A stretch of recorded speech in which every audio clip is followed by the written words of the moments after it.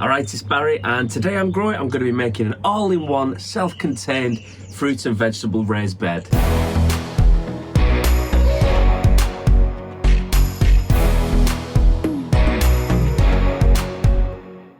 Today's video is sponsored by Veggiga Raised Beds. They very kindly supplied me with a 3-foot tall 9-in-1 metal raised bed that I'm going to be building today. I'm going to be putting it in my new polytunnel. It's going to look really nice. I'm going to be filling it and putting in loads of fruits and veg plants that are going to look absolutely amazing once they all start growing through the summer. I'm going to leave a link in the description if you want to check these out for yourself, and I'll make sure there's a discount in there as well so you can get a bit of money off. So if you do like the look of it and you want to get one for yourself, check them out through the link in the description. And to make things even better, Veggiga have also supplied me with a raised bed to give away to my viewers. So all you need to do to enter this competition is subscribe to my channel for a start if you haven't already, and let me know in the comments section what it is that you would grow in your raised bed. Maybe you'd put loads of fruit and veg in it like I'm going to do today. Maybe you'd use it for your root veg, your onions, your beetroots, carrots, something like that. Maybe you'd use it for doing no-dig gardening, or maybe you'd just stick it around a tree or a nice fruit bush. So do let me know in the comments what it is that you would like to grow with it and where you are, of course, because this competition unfortunately is only open to the UK and the European Union for shipping purposes. So if you are from another country, still let me know in the comments what it is that you'd put in your raised bed, or even if you've got one already, because I do really like having a nosy at what everyone else is doing. All the details for the competition will be in the description, along with a link to have a look at all of those raised beds. And here we go, is the box that's arrived, Veggiga Metal Raised Bed, the Dream Garden Creator. So I've not opened this yet, as usual, same as I did with the polytunnel yesterday, so just got to hope everything is present and correct. So let's have a look. I should have looked how to actually open it before I started, that would have been really helpful. I think I'll just have to go up, pull everything out the bottom maybe. Ugh. And that's one thing, it weighs an absolute ton. So we've got curved pieces. Oh, that's not good.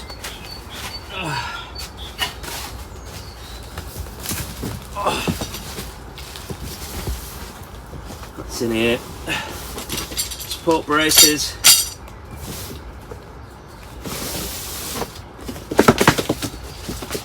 Instructions.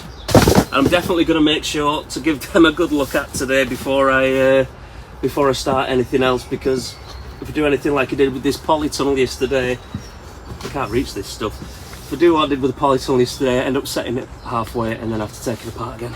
So I've got screws and things, and then we've got the trim for going around to make sure that you don't cut yourself. Some nice snooker referee gloves, or umpire. Let me know in the comments what that's called. I can't remember if it's a umpire, a referee, I don't know. Michael Jackson gloves. Did Michael Jackson have white gloves? Or was they black gloves? Or did he have one white glove? I can't remember. Ugh. Flat pieces. And that's everything. That can get out the way. And the good thing with getting all this cardboard is that I've got loads of weed suppressant for this year. Oh, God, they're really heavy. Can go. I'm not going to wear the Michael Jackson gloves. I'm going to put some proper ones on.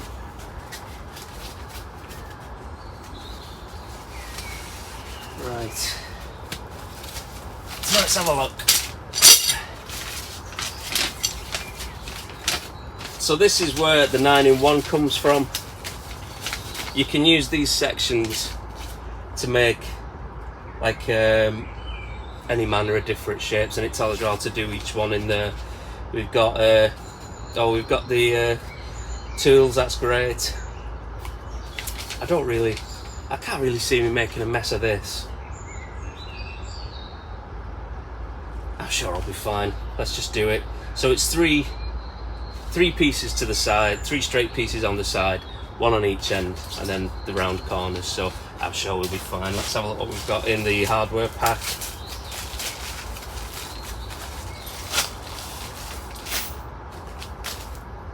Another bag, right.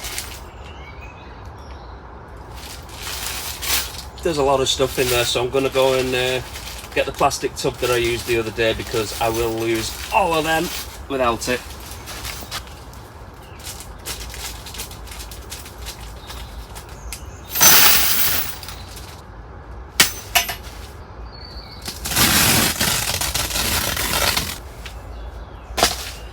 So all that's left really is to start building. I think all of these have got a bit of plastic stuff on them. I don't know whether I'm going to leave that on or not. I think I'll peel it off because it's pretty satisfying.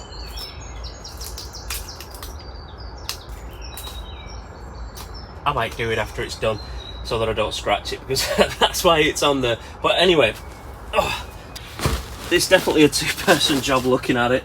So basically, I'm going to be putting it at this end, right against this back wall, and it's going to be sort of the main part of this polytunnel. I'm going to be having it right up against this back piece. It's 8 feet wide, so this is 10 feet wide, so it's going to have a foot at either end as well. So yeah, it's going to be the perfect size really. What I think I'll do, I'll put the flat pieces, the long pieces, together first. So it's 3 of these flat bits, and then I'll put the ends on.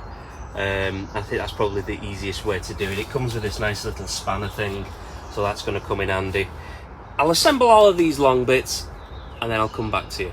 I had to go to wide angle lens for this because this is absolutely enormous. Up to now, I've got the front and the sides all put on, but I've decided I'm going to actually take out these middle panels on either side because that's too big for what I need. I mean, I don't even know how much soil that's going to take to fill.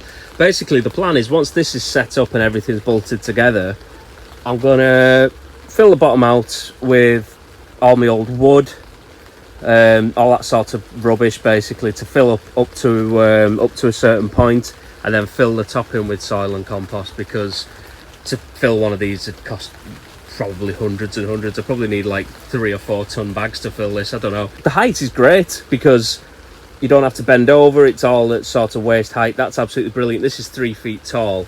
It's pretty hard to tell with the wide angle lens, but this is 3 feet tall.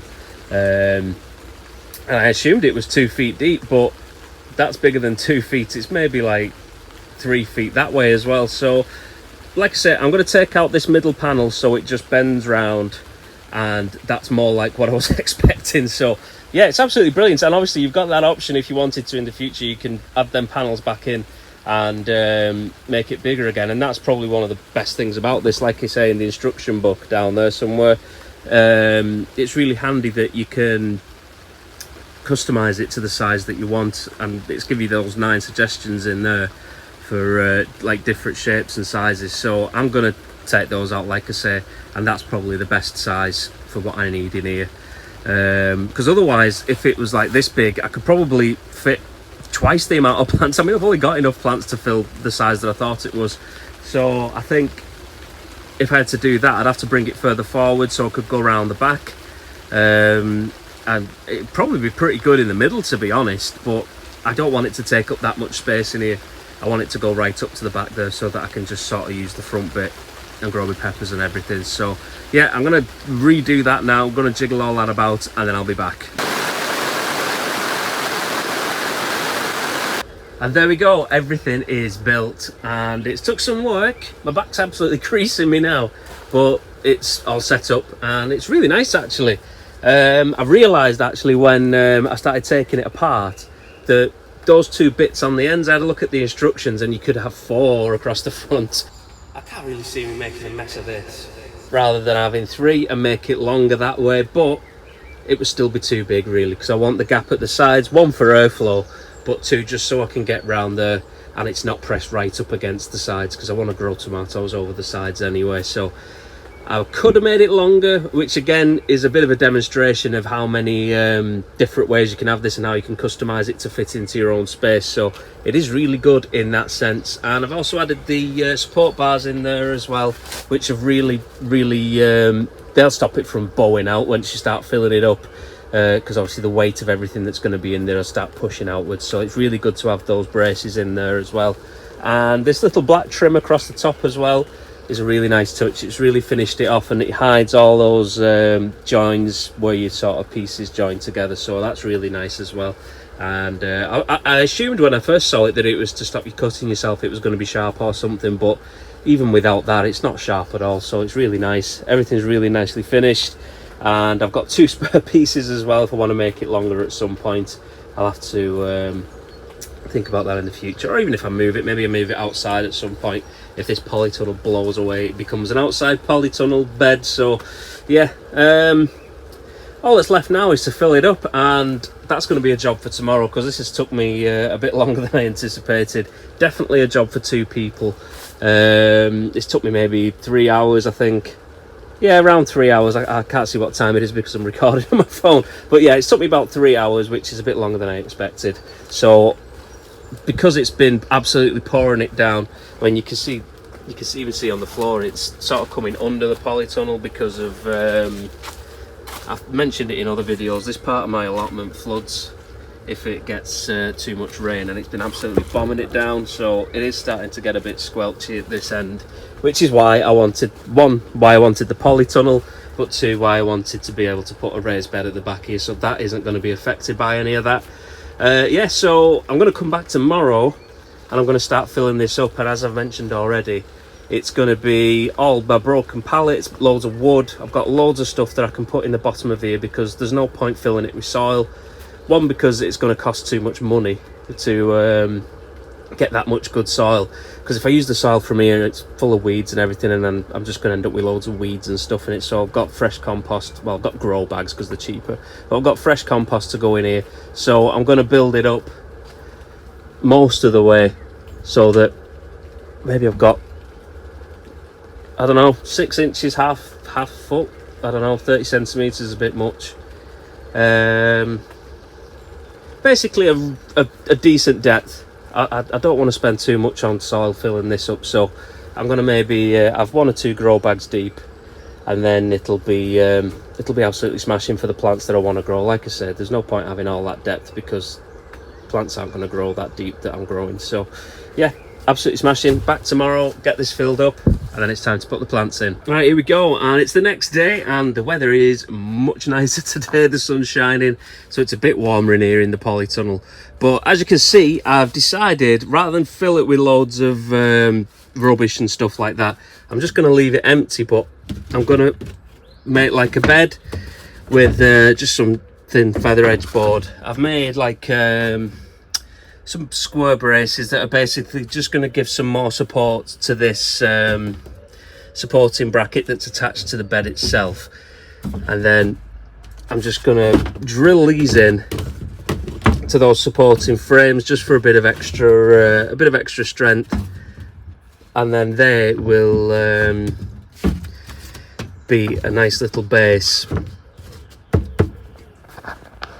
to put all the compost on. So I'm going to put plastic across. I don't need this to be deep at all.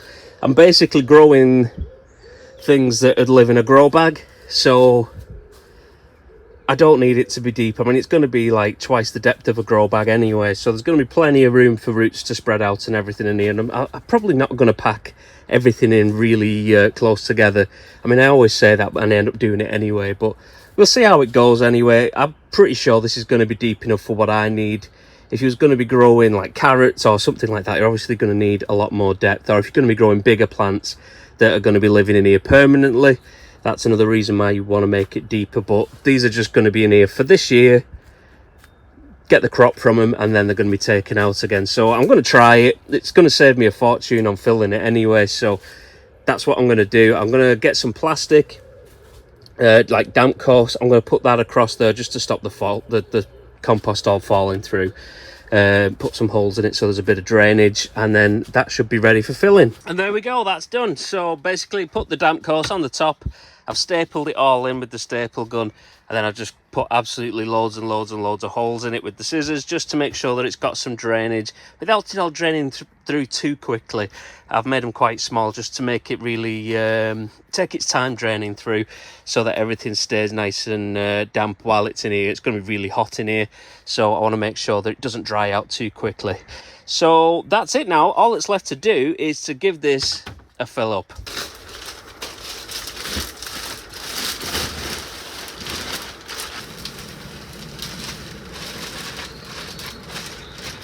So at this point, before I put the plants in, I'm going to put in a couple of handfuls of perlite, just to keep that from compressing down too much.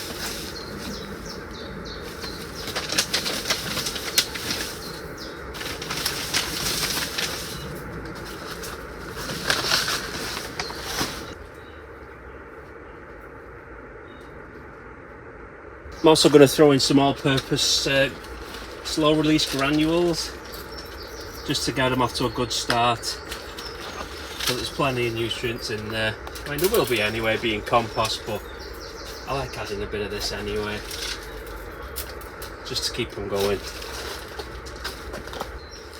And that's it. So now it's just a case of getting this planted up, which is obviously the best bit and the bit I've been waiting to do. So I've got a massive selection of plants. I want this to be all sorts of fruits and vegetables, just, yeah, basically an all-in-one vegetable garden. So I've got all kinds that I'm going to get in here. So let's get started. I'll get started with the main thing, which is going to be chilies and peppers. So let's have a look. So here we go, I've got 5 of these. I've been and bought these from B&Q because mine are miles behind. And something's been eating them already. They've literally been here since yesterday. And something's had a munch on them. It's in the polytunnel, I think it's butterflies. There's something that's putting caterpillars on everything. And they're chewing everything, especially my pepper plants. It's driving me mad. Just have a look underneath. No, they've eaten it and done one. But anyway, so what have we got? We've got patio sweet snack yellow. I think I've got 2 of those. Did I? Yeah.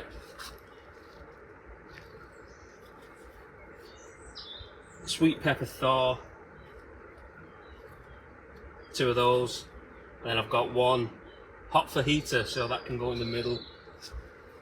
Most of my chilies aren't ready yet for planting in, so I thought I'll pick these up because these are a bit bigger, they're a bit further along. They've all been munched on now, but these will be perfect for starting off with here, so let's get them in. And I'm going to put them a bit further towards the back so that it leaves me this space at the front.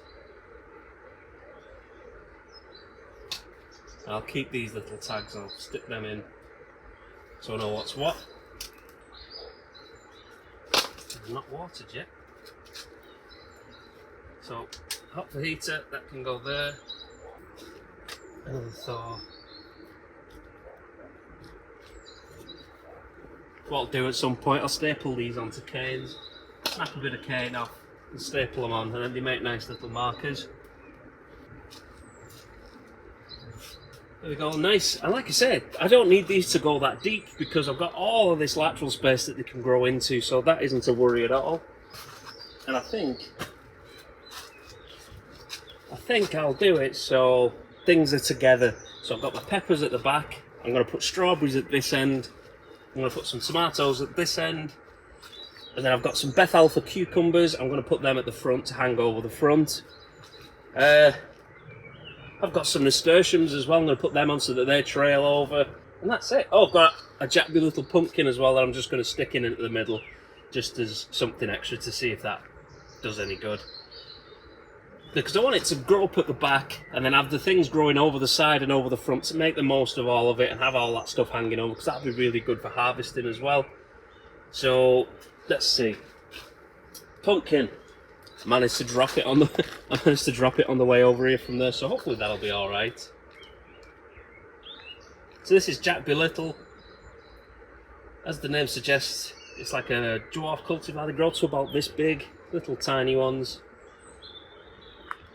And that'll trail nicely over there.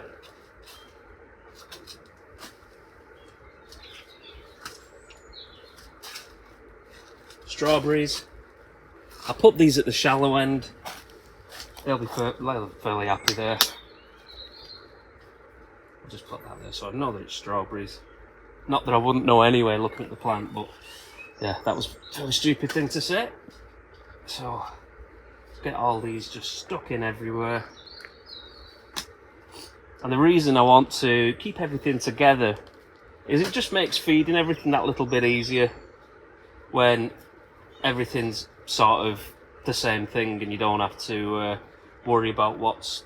Oh, there's a big fat slug there. You can get lost. Oh. Right. Yeah, it's easier keeping things that are the same together just for the sake of feeding and keeping everything fed the same. Because if you've got to be feeding tomatoes different things, to your strawberries maybe, you don't want to be adjusting what you're doing and dripping bits here, there and everywhere, so I prefer to do it that way and keep everything together. So I'm just growing, well, I'm just laying these strawberries on the side so that they grow outwards and over. Don't really want to put any at the back, so I'll use that space there. So I'm putting them in sideways, like I say, just to basically get them started growing that way, so that they're growing towards the edge. And that's why I don't mind it being shallower at that end, because I'm putting them on the side anyway. And I'm going to be perfectly happy to make sure I don't squash that. So there we go, strawberries are in. And these are going to fill out as well, so I don't want to stuff too much stuff in there. I can always put lettuces in maybe. I'll have to see if I've got some that I fancy putting in if they're not too big already.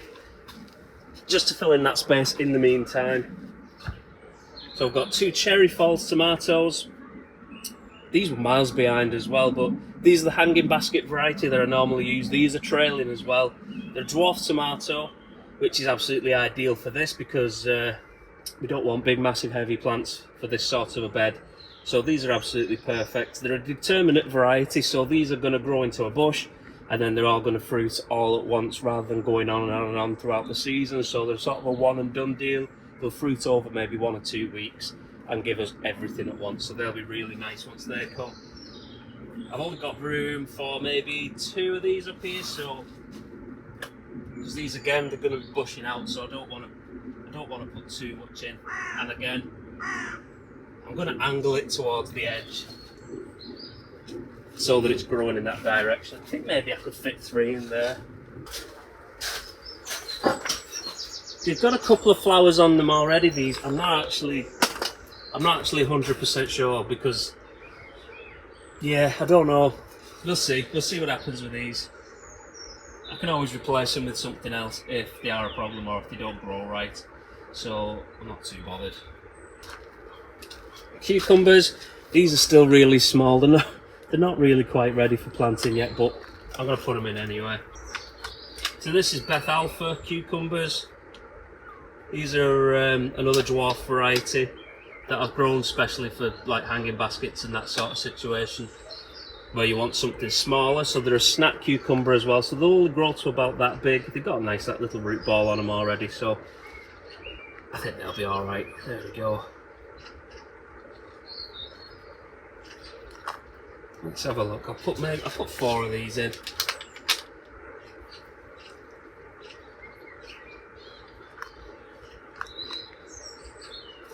And then nasturtiums.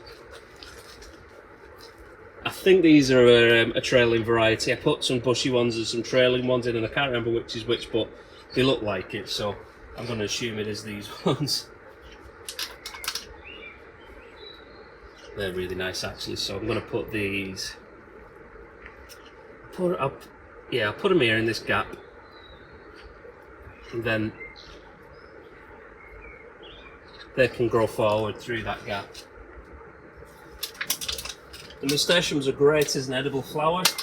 They've got really, really peppery petals. They're really nice to add to salads and that sort of thing. So I'd really recommend growing these if you want to add them to something like this where you're growing loads of nice ingredients. It'd be really good to just add one of those in, just for those flowers. Smashing. As you can see, as I mentioned a couple of times, everything's facing forwards so that it grows over this edge, which is what we want. And then finally, while we've got this space available, while these plants are all still really small, I've got some of my hydroponic lettuces that I'm going to just stick in here to populate that space, because these will grow really quickly actually, and then they'll be done and gone by the time these plants get bigger. Put this one, red Batavia, this can go here. It's really nice. Once the UV hits them, gets that anthocyanin going, they go really dark red like that. Basically, the lettuce gets tan. They look really nice. Butterhead, these fill out really nicely as well. Let's get one of them in there. Got another one in there. And these have come out of the tray in the greenhouse. I did a short on it a couple of days ago, maybe last week. And I'm going to do a full video on that just to show you how to make that if you want to have a go at that yourself. This is a variety called Extranet. It's a really nice frizzy leaf variety. You can get a couple of those and keep cutting leaves off when you want them, and they'll be absolutely smashing. There we go. I think that's enough. Like I said, these are going to fill out a bit. I feel like... Oh, I'm going to have to put another one of them over there because it's not even... Not bothered about it being the same variety as much, but this is Freckles. Really nice variety, so I'll get that in there. Really fragile. There we go. And that'll fill out nicely as well before that pepper gets too big. So there we go. That's finished. That looks absolutely amazing. And it's going to look even better once it's finished. So don't forget to subscribe and come back in the future to check out how this is going on. I'll include it in all my updates going forward. So we've got a May update coming in a week or two, and then all the way through the summer as all of these plants grow, get bigger, and then hopefully we'll get some really nice harvests from them, some really nice flowers. And then depending on how it fills out, I might add some extra bits and bobs in as we go through. We'll see. I think there's going to be plenty in there. I think that's going to be absolutely smashing once they all do start growing. Well, that's all we've got time for today, and hopefully that's given you some really great ideas for things that you can put into your raised beds, and hopefully you want to have a go at making your own fruit and vegetable raised bed garden. Don't forget to let me know in the comments what it is that you grow in your raised beds, and let me know where you are in the world as well, because I like seeing what different people in different places like growing based on what weather they've got, what seeds they've got available, and even what plants are popular in those areas. So it is really nice to have a look at that and compare it between everyone. So yeah, do let me know in the comments, and yeah, let's hope that this grows really nicely. It's going to take a while to start getting established and start growing. It'll take maybe a couple of weeks, 4 weeks, I don't know. But I'll make sure that it's in all of my updates going forward. So I'll be doing a May update, be doing some updates throughout the year as this starts to grow. And hopefully all of those plants are going to grow over the front. Hopefully they do anyway. And all those edible flowers and things that are going to look really nice mixed in with all those fruits and veg. So don't forget to keep up to date, subscribe to my channel, and yeah, it's going to look really nice. So make sure you come back, and I'll see you next time.